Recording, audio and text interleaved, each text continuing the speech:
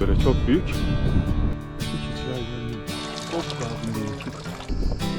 İnanılmaz keyifli bir yol.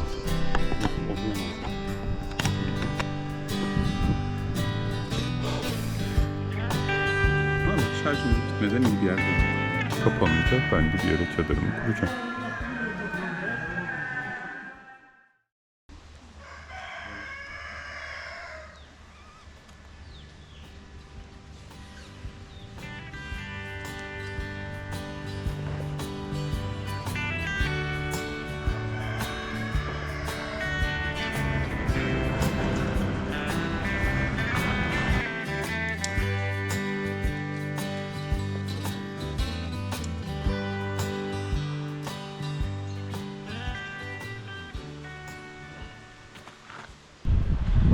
Yine çıkıyorum.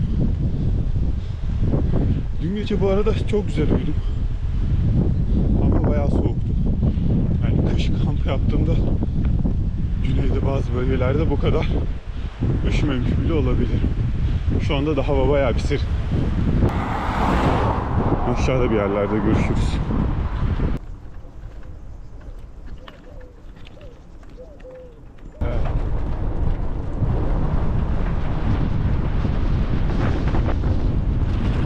Yani bir kask kamerası, yani şu kamerayı kaska uydurmadığım için çok pişmanım. Yani indiğim yokuşları çekmek isterdim açıkçası. 70 kilometre hıza ulaştım. Artık rüzgar beni geri itiyordu. Dümdüz ve stabil bir yokuş. Güzeldi yani.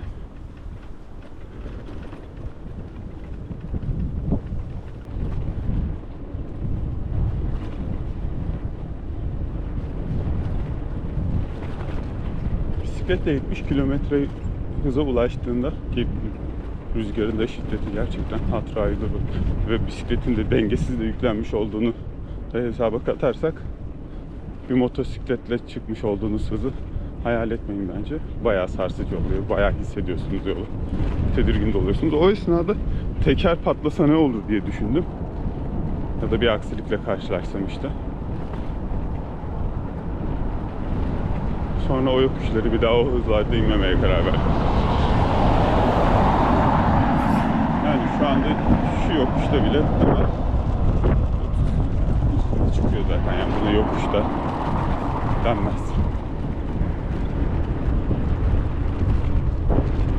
Hafif eğimli bir yol.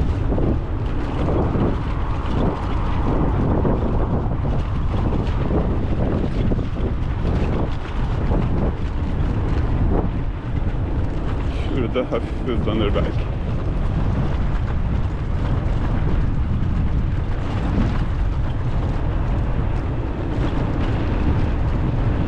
Ama 40 kilometreler o kadar tedirgin etmiyor. Tabii elimde GoPro varken ediyor.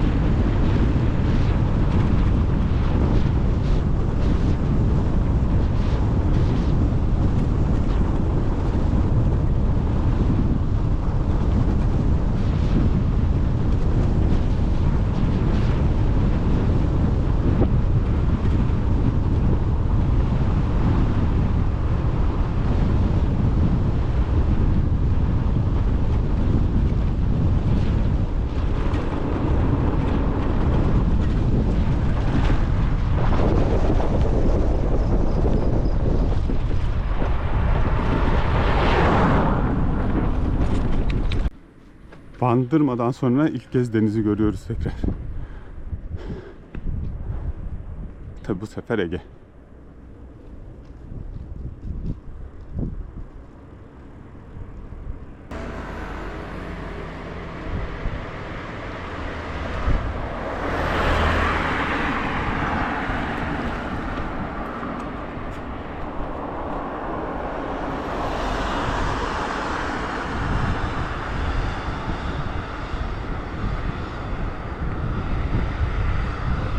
Edremit'e doğru iniş halindeyiz. Merhaba, şu anda Akçay'a geldim. Simit Sarayı, güzel bir bahçesi olan bir Simit Sarayı gördüm. Simit Sarayı mırın kırın ederdim normalde gitmek için ama gayet güzel, nezih bir bahçesi var. Hiç elektrik kullanmadan geldim buraya kadar. Düz pedal çevire böyle. Düz pedal çevire çevire geldim.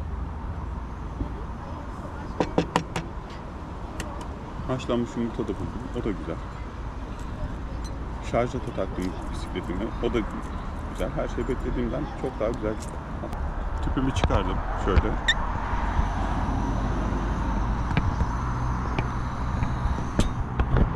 Parfümü de deneyeceğim.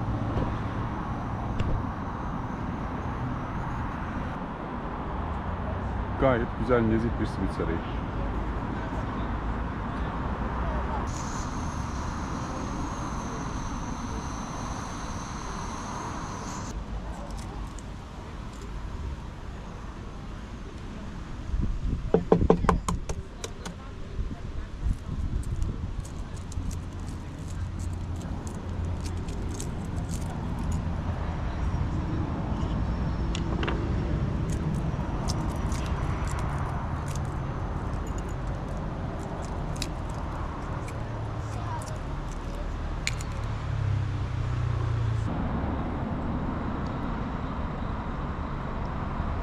Evden getirdiğim çiçek peynirim de var. Zeytinyağı.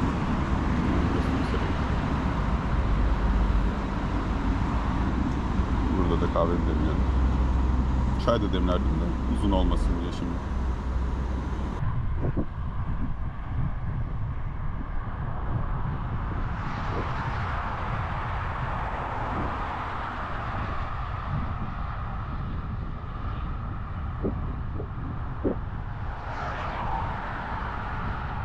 Akçay Asosyasyonundayız. Depremkale.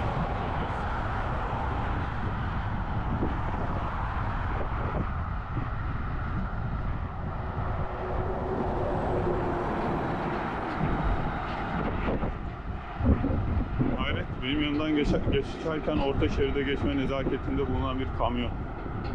Ya bak, ne zaman kamerayı açsam insana denk geliyoruz, ne zaman kapatsam yamyama denk geliyoruz.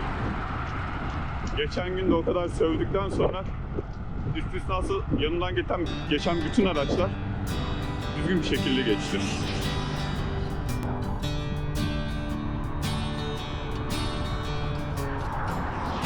Güneşin altına gidiyor ama onun dışında şu anda hiçbir sıkıntı yok. Yol gayet ve keyifli gidiyor. Bir emniyet şeridi koysalarmış tabii ki daha iyi oldu.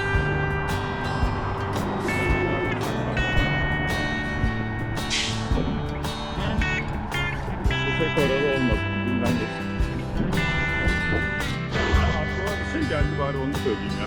Buradan geçince 2 tane daha pet peşe kamyon beni ezercesine geçince bu fikri tekrar gündeme alayım dedim. Yani kaldırım yapmışsınız bari. İniş çıkışı zaten zor. Çoğunda böyle bir çıkış yeri.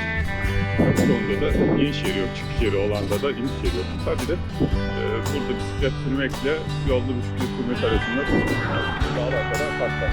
Konfor olarak, hız olarak zaten şeyler yol gitti, yolcun oluyorsun vesaire. Ne kaldım da her şey bisiklet geçiyordur, o da ayrı ama geçti olsun, bisikletler olsun bari.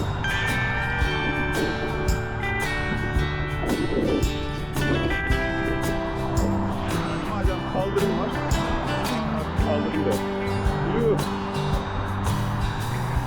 Kaldırım da gitti. Kaldırımdan sonra yürüdüm, o da gitti. Aynen nasıl gidiyor. Neyse ama en azından yürüme yolu bir biraz şey. Emniyet şeridi biraz daha geniş herhalde. Yani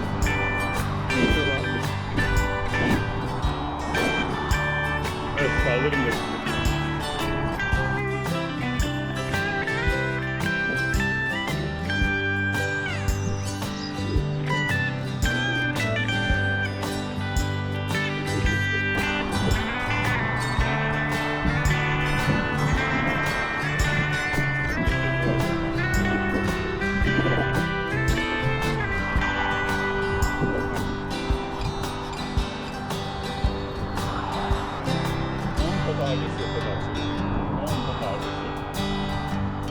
Böyle gideceğiz.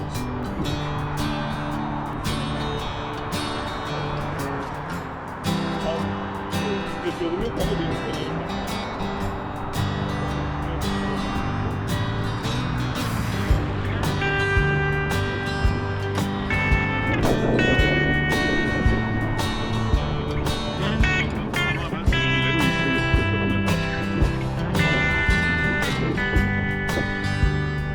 Bir arkadaşım da Sivriceköy tarafında iş ödemi çağırıyor sürekli gel gel gel. Tamam dedim gelirim Kaz Dağları'ndayken. Afos'tayım. Ben de Afos'a gidiyorum ya. Ama ne kadar parçalanacak gibi. Şimdi dün baktım. Behramkale ile Sivriceköy arasında 20 kilometre fark var. Arabayla yarım saat yok. Yarım saat yok 20 dakika yarım saat civarında. Ve yokuş çıkıyorsun yani yokuş çıkıp yokuş iniyorsun, dolanıyorsun yukarı. Komple yukarıdan dolanarak gidilen bir yer. Ve altında araba vermiş gibi davranıyor. Sürekli geldin mi gelirsin diyorum, yok uzun yol, yok orası yokuş. Hayır arabam var diyorum, çık sen gel benim gideceğim yere. Köşe kampı yok diyor, ona da yok diyor.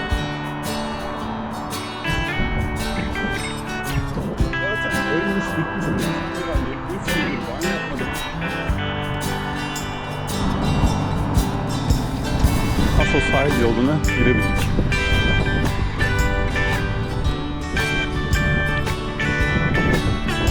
Buraya kadar ki olsun. Kolay oldu yani. İlk hedefim Asos'tu. Aslında şeyler var.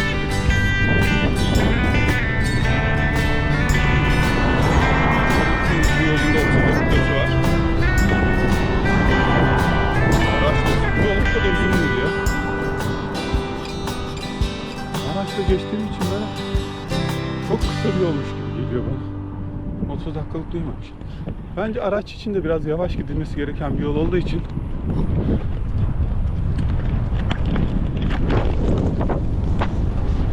bunları yapmamam gerekiyor.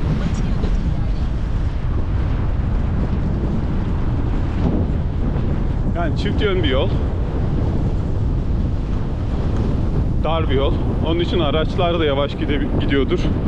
Çünkü yani 22 kilometre diyor. Geçebilirsin kanki.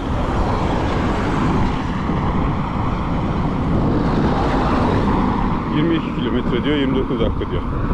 Gerçi iyi de sürat vermiş.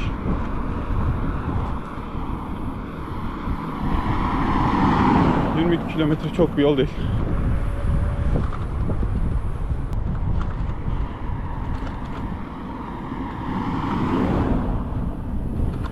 Şu anda hunharca 3. kademede kullanıyorum bisikleti. Bacaklarıma şu saatten sonra zeval veremem. Yani Asos'a Çaça Kampik'e gittiğimde şarjım kalırsa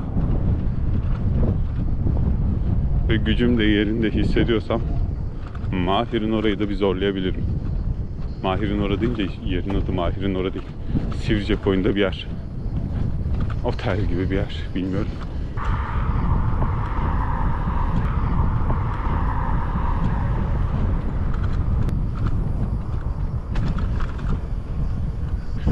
Neyse dediğim gibi enerjimi yani hem bisikletin enerjisine hem de benim enerjime göre bakacağız Mahir'in oraya geçip geçmeme durumuna.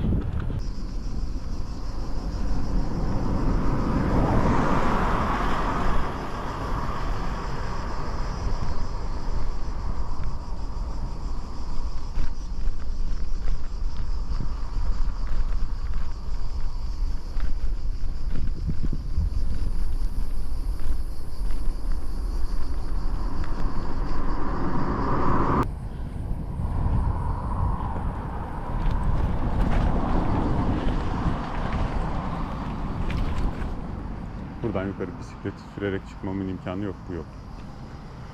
Ağırlıklarla. Tahmin ettiğim kamp alanı buranın yukarısında ama bu kadar kötü bir yol olduğunu unutmuşum. Yani yürüyerek en azından böyle kötü görünmüyor tabii ki yürüyerek çıktığında. Bisikleti ite kaka bu yoldan nasıl çıkartacağım ben ya?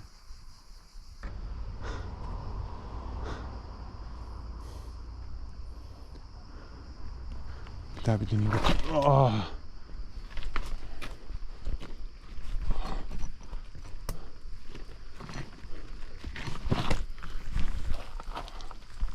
Mümkünatı yok. Bisikleti bırakıp çıkmaya karar verdim. En azından bir daha bir gözle bakayım diye. Tam parça parça çıkaracağız.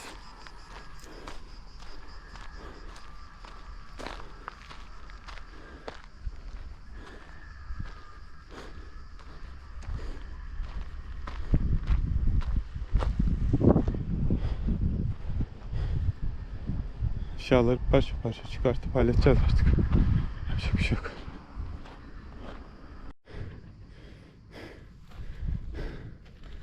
Bisikleti çıkartırken düştüm.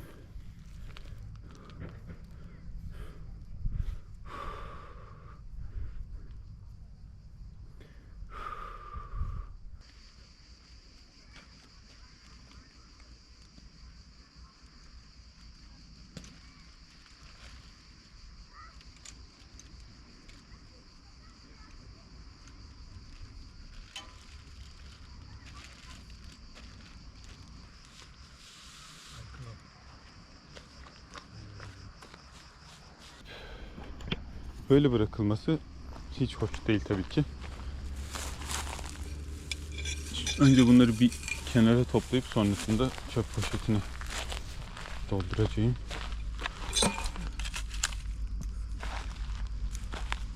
Bunlarla tek tek uğraşılmaz ki be.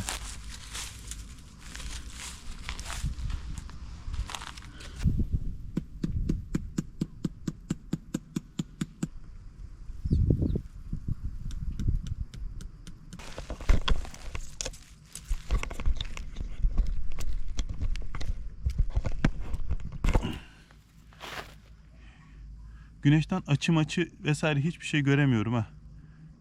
Şarjı da bitiyor gene zaten bunun.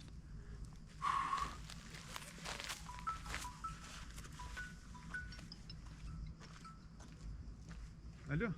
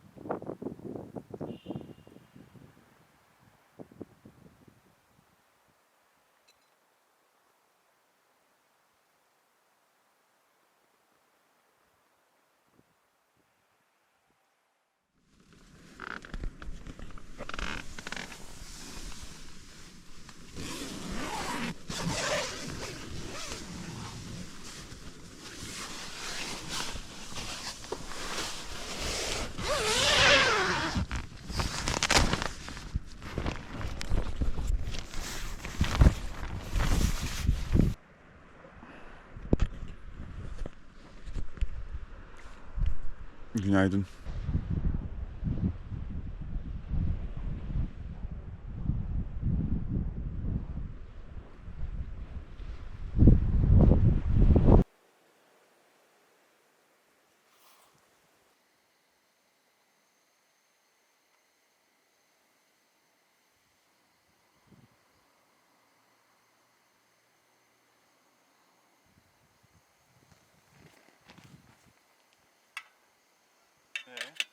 Any kind of ocean?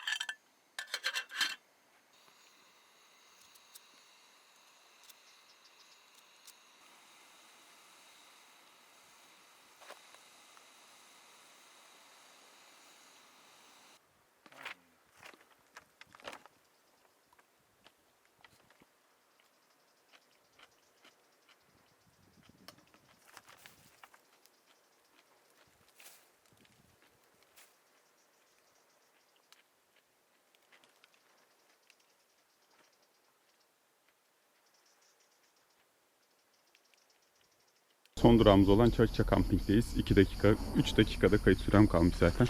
Kısaca şöyle kamp alanını göstereyim size. Son durağımız olan Çarşıça Camping'deyiz. 2 dakika, 3 dakikada kayıt sürem kalmış zaten. Kısaca şöyle kamp alanını göstereyim size. Belki buraya da taşıyabilirim çadırımı ama sürtaktan gerçekten yoruldum. Merhaba Suat. Merhaba.